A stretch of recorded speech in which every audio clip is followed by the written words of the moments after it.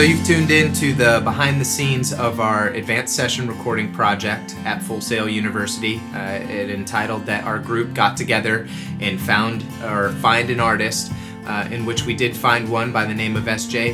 He's out of Miami, very talented individual. And what we had to do was offer him some pre-production toward a existing track that he had, and that encompasses an arrangement and providing more movement to the song to cater to what our instructor was wanting from us. So that began the long journey of finding SJ, setting up meetings for pre-production and the direction he wanted the track to go. Once those meetings were concluded, we could then move into the studio and start the tracking portion, in which we had 16 hours to track all content that you're about to hear. And then we got to move into the Mix Palace, where we did our mixes on the AWS 900. And at the end of everything, post-mix, once we were happy with what we had to offer, we had to encompass an entitling pitch, as if we were selling this artist to a production company or record label. So again, from start to finish, at the end of this, you will see us go from pre-production all the way to the final project. Pound for pound, see again what matters. Warm smiles and know how, with hugs to give us strength to keep going. So the artist that we were very graciously happy to work with was a man that goes by the stage name SJ. His real name is Scott Jablonski. He is a singer-solo-songwriter down out of Miami. What was awesome about this project is we were able to take an existing track that he presented to us and add to it. Add to the arrangement, add to the feeling and the emotion of the track. Tell us that we're missing those cold nights in Colorado,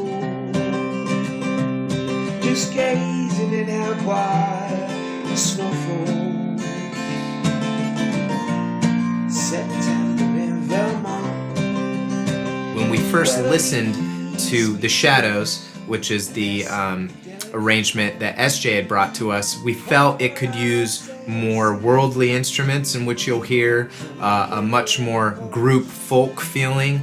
But we wanted to keep it modernized, so we had a little bit of a pop flair in there. It's going to be difficult to put your finger on, but if you listen to a lot of the bass drum and the rhythm feel of the song, you'll definitely be able to pinpoint what we're talking about.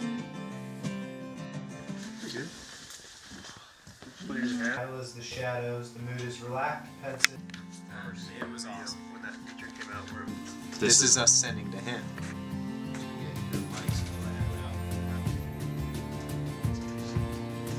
We were able to track SJ with all of our pre-production meetings we had prior to our lab times. We were actually able to get a jump start on what we had to do. So Lab 1 was actually extended to us as a pre-production lab, since we had already handled that. What we did is we experimented with a lot of different miking techniques. The room that we were in was the Audio Temple at Full Sail University. It's a multi-million-dollar studio, and we knew we wanted to capture the drum sound in that room. So that lab was just strictly dedicated to switching up different overhead microphones, trying different miking techniques on the kick drum to get that more of a world feeling like I was talking about previously, all the way to switching up room mics to figure out what one worked best with the setup we had as far as miking the drums.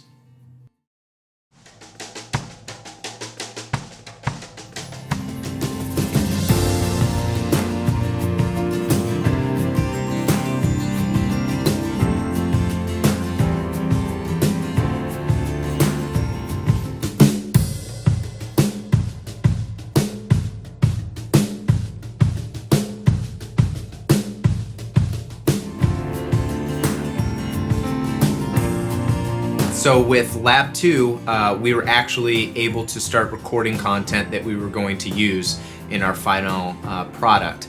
And since we had already taken care of a bunch of pre-production miking techniques for the drums, we got in there, set up everything, and had Chutipat play the drum line for the track The Shadows.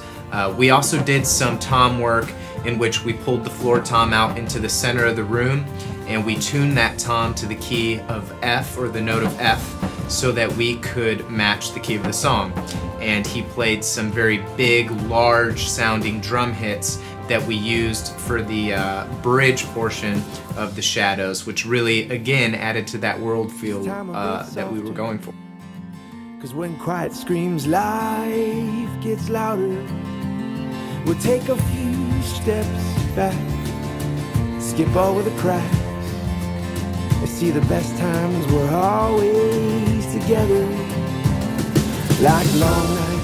Moving into Lab 3 is when we were actually able to bring in our talent, SJ, who brought a 6-string guitar and a 12-string guitar. We initially set him up with a stereosonic pair of small pencil mics, as well as an ORTF pair and a right shoulder perspective microphone, as well as a microphone pointed towards the 12th string of the guitar. Oh, to keep believing, but most of all the secrets we leave in the shadows. In the shadows, in the shadows.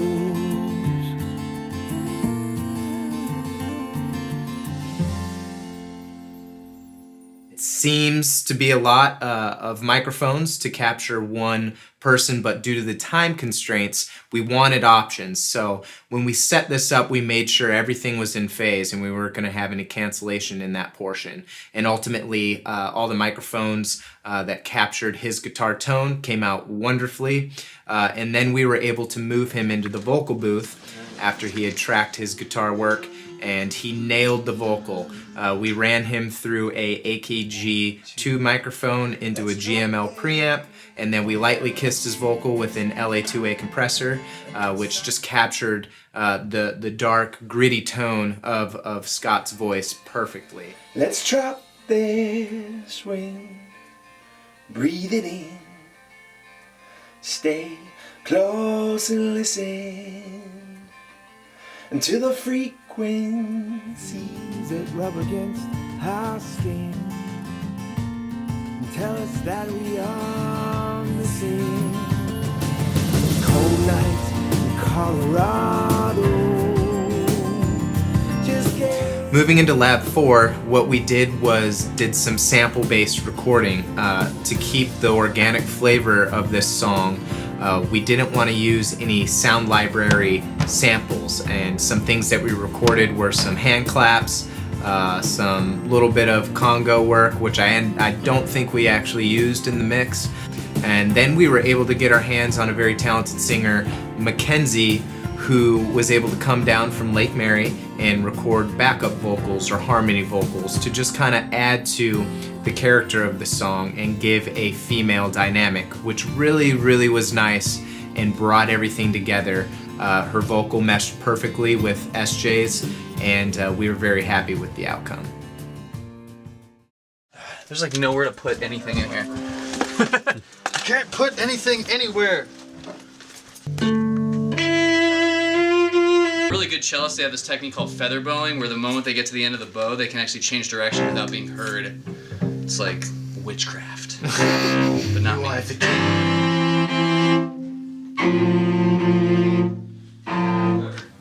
Lab 5 was a very, very fun lab. During the pre-production phase, SJ really wanted an organic cello, not a MIDI-controlled cello, but an actual physical performer on the cello. And we were lucky enough to have found Mark and obtain a cello in which we recorded him with a Royer 101 microphone, and it sounded beautiful. The ribbon microphone was the best choice, I believe, to capture the playing of Mark's performance. So when do we go, huh?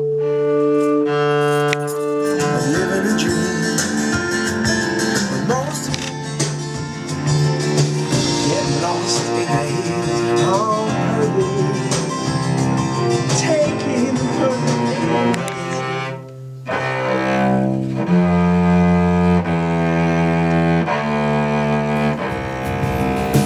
Get lost in the hills.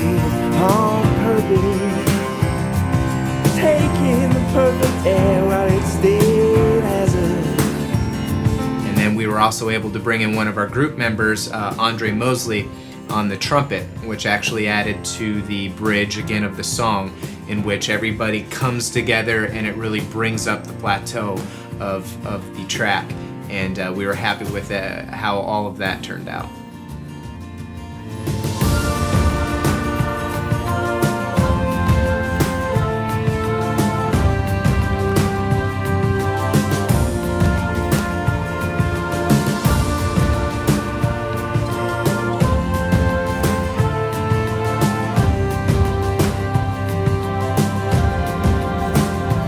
So after Lab 5, we had recorded all the content that we had needed to develop the track and the mixing stage. When we compiled everything into one session, it was a 100+ track count, in which we then handed over the reins to Chutipat, who was the mix engineer on this project.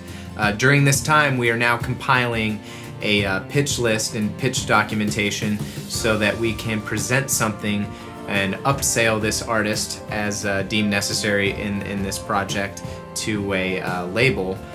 For the final day, what we did was compile a pitch document of who our artist was, what we did as far as the production value we put into the track.